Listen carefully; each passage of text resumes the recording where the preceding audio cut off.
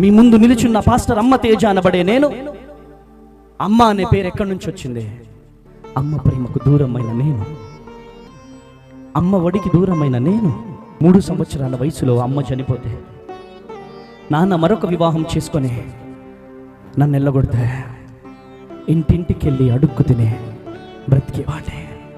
చిన్న గృహ కూడిక ఎక్కడో జరిగితే అక్కడ భోజనాలు పెడుతున్నారని చెబితే మా ఊరోళ్ళందరూ కూర్చోబెట్టి అక్కడ తినుపోరా అని చెప్తే చింపిరి జుట్టేసుకొని అన్నం తింటుంటే అక్కడున్న సేవకుడు చూసి, ఎవరి అబ్బాయి ఇంత గలీజ్గున్నాడు, ఏంటి దీని పరిస్థితి అంటే, ఈ అబ్బాయికి ఎవరు లేరు, ఈ అబ్బాయి ఒక అనాథ అని చెప్పినప్పుడు, బాబు నువ్వు హాస్టల్లో జాయిన్ చేస్తా, అనాథాశ్రమం ఉంది, అనాథాశ్రమంలో నువ్వు చదువుకుంటావా అని చెబితే, అన్నా నేను చదువుకుంటా అన్నా అని చెప్పి సేవకులు కలిసి నన్ను వరంగల్ జిల్లా స్టేషన్ గన్పూర్ COM అని ఒక అనాథ శరణాలయంలో నన్ను జాయిన్ చేశారు.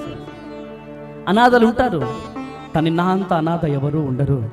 నా ఫ్రెండ్స్ కోసం ఎవరో ఒకరు వచ్చేవారు, కానీ నా కోసం ఎవరో వచ్చేవాళ్ళు కాదు. వాళ్ళ తాతయ్యలు అమ్మమ్మలు వచ్చి బిస్కెట్స్ చాక్లెట్స్ ఇచ్చేవాళ్ళు. వాళ్ళు తింటా ఉంటే నేను కూడా చూస్తూ ఉండిపోయేవాడిని. మా అమ్మ గుర్తుకొచ్చి ఏడుస్తూ, అమ్మ నువ్వు ఎందుకు చనిపోయినావమ్మా?